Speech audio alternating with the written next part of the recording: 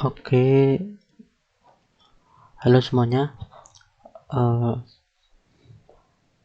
Hari ini saya akan memperkenalkan tentang program dari Kementerian Pendidikan dan Kebudayaan Kampus Merdeka, yaitu Kredensial Mikro Mahasiswa Indonesia atau KMMI.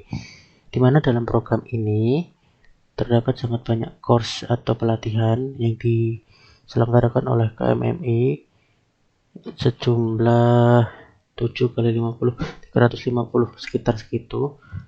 Kemudian di program ini saya telah mengikuti pelatihan yang bernama pemrograman Java yang diselenggarakan oleh kampus Universitas Budi Luhur, yang mana sudah berjalan selama 7 pertemuan, eh, di mana hari ini eh, telah setelah diadakan ujian tengah semester untuk program ini.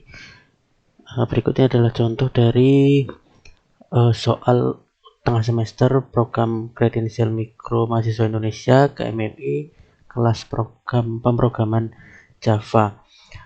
Dalam soal diminta mahasiswa untuk membuat sebuah kelas atau program dengan nama file barang.java, ketentuan pertama ini. Kemudian ketentuan nomor 2 adalah nama array 2 dimensi, yaitu data obat dengan jumlah data atau barisnya ada 2, dengan atribut atau kolomnya ada 4, di mana nomor indeksnya dari 0 sampai dengan 3. Kemudian tampilan menu sebagai berikut. Kemudian ada metode yang mana atribut 4 itu yaitu berisi tentang kode barang, nama barang, jenis barang, dan harga barang. Kemudian metode untuk mencetak data barangnya, ini sampel contohnya. Kemudian untuk mencari data kita menggunakan metode yang sebagai berikut, tampilannya akan seperti ini. Kemudian untuk mengubah data menggunakan tampilan seperti ini. Saya telah menyelesaikan ujian ini, dan berikut adalah source code yang telah saya buat. Diminta identitas, di soal diminta identitas, saya cantumkan di atas. Kemudian saya import package Java yang akan digunakan, yaitu input output, di mana nanti akan berguna untuk input outputnya. Kemudian di sini ada kelas yang sangat besar, yaitu kelas barang. Di pelatihan ini tidak diminta untuk merefaktor atau re-engineering dari code yang panjang ini, dimana sebenarnya ini kelas ini harusnya direfaktor atau dipotong biar tidak terlalu besar, tapi tidak apa-apa karena masih satu fungsi yang sama dan memang tidak diminta untuk pelatihan ini. Kemudian dari kelas ini kita buat array-nya yang data obat tadi 2 dimensi dengan jumlah data 2 dan atributnya 4. Kemudian ada buffer reader, di mana ini akan membuat input in dalam satu sistem di buffernya atau di memori. Kemudian konstruktor dari kelas ini barang, kemudian void input data barang, di mana ini tidak akan melakukan return karena pakai void.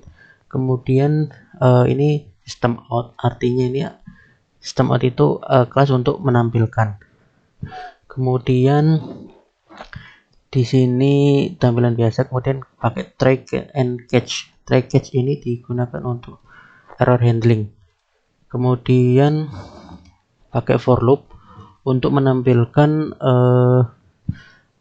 perulangan dari pengisian data obat ini, dimana nanti maksimalnya adalah lengthnya ini adalah 4 karena di sini udah di state 4. Kemudian ini untuk break line, ini yang T ini untuk tab, jadi nanti ini nomor 1 tab terus kode barang, nanti akan lebih jelas di terminalnya.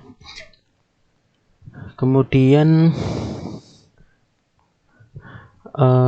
ini nama barang, kode, nama, jenis, harga seperti biasa, nanti akan masuk berdasarkan urutan array-nya, indeks ke 0, 1, 2, 3. Kemudian akan tersimpan di memori, kemudian akan dipanggil menggunakan metode cetak ini untuk ditampilkan ke layar, di print. sistem out di print di layar, kemudian pakai for loop. Ini perulangan lagi biasa nanti untuk menampilkan dan memanggil sesuai urutan arraynya ini, arraynya apa itunya, kemudian ini di urutan atribut keberapa sampai output 3. Kemudian dicari data nanti kita menggunakan sebuah apa ya, query input sebuah kodenya ini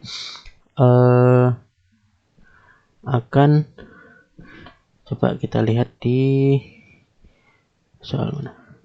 Nah, di sini kan di soal dia diminta mencari dengan input kode barangnya. Nah, kode barangnya itu di sini akan diinput dan akan dibaca oleh sistem. Nanti di dalam query-nya ini akan dicek apakah di sini if data dalam urutan arraynya i, kemudian atribut ke 0, atribut pertamanya kan tadi itu adalah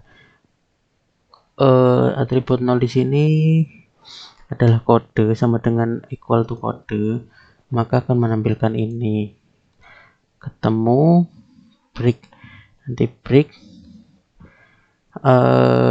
ketemunya true, kemudian berhenti. Tapi kalau enggak nanti akan memunculkan sebuah peringatan kode barang yang dicari tidak ada. Kemudian untuk ubah data kita pakai sama juga, query-nya pakai kode juga. Nanti di sini setelah di query kan nanti akan muncul seperti pencarian tadi, tapi kemudian ada sebuah peringatan yaitu apakah mau diubah. Kemudian kalau dijawab y ya, nanti akan nih, jika y tidak ini sama dengan y, maka ini akan mengubah atau meminta user untuk menginput dan akan mengubah ke memori. Kemudian ini adalah untuk main menunya, dimana ada menu input, cetak, cari, ubah, keluar. Ini ada 1, 2, 3. Nanti user untuk melakukan pilih nanti akan kebaca oleh sistem sebagai objek yang akan 1, 2, 3 akan beralih ke function yang atas pakai sebuah if else atau pemilihan if else. Semuanya pakai try catch untuk menghandling error yang akan terjadi. Kemudian kita coba run.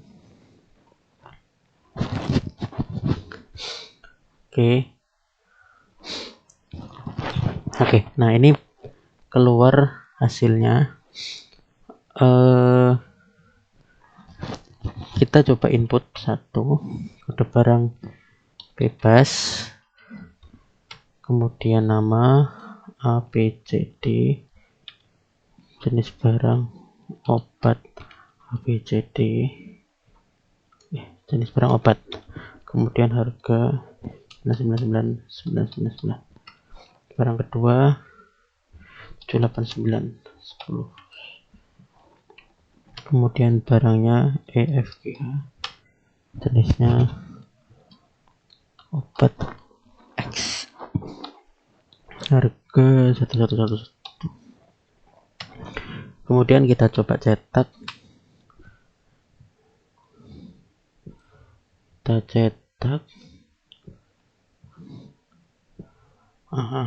kan ini kalau terminal emang gini. Oke, cetak ya, inilah nanti akan muncul seperti ini karena ini sebuah terminal. Kemudian kita coba cari ini 1, 2, 3, 4, 5, 6. Oke, muncul. Kita coba cari lagi untuk kode yang sembarangan. Nih, kode barang tidak ada. Kemudian coba kita ubah 789, 10. Kita ubah ya. Kemudian nama barang menjadi XYZ strip obat X 1111. kita cetak lagi, sudah terupdate. Coba kita mengubah dengan titik ya, 1.456. Kalau ketika tekan T tidak akan terjadi apa-apa karena memang tidak melakukan update data ke memori. Kemudian karena sudah semua fungsi sudah bisa dipakai, kita keluarkan programnya saja. Dan sekian pempraktekan dari programnya, dan ini adalah program yang telah jadi. Sebentar, saya kill dulu, kill terminal. Ini program yang telah dibuat, dan begitulah ujian tengah semester untuk pelatihan ini. Oke, program simple untuk melakukan input, cetak, cari, dan ubah. Sekian dan terima kasih.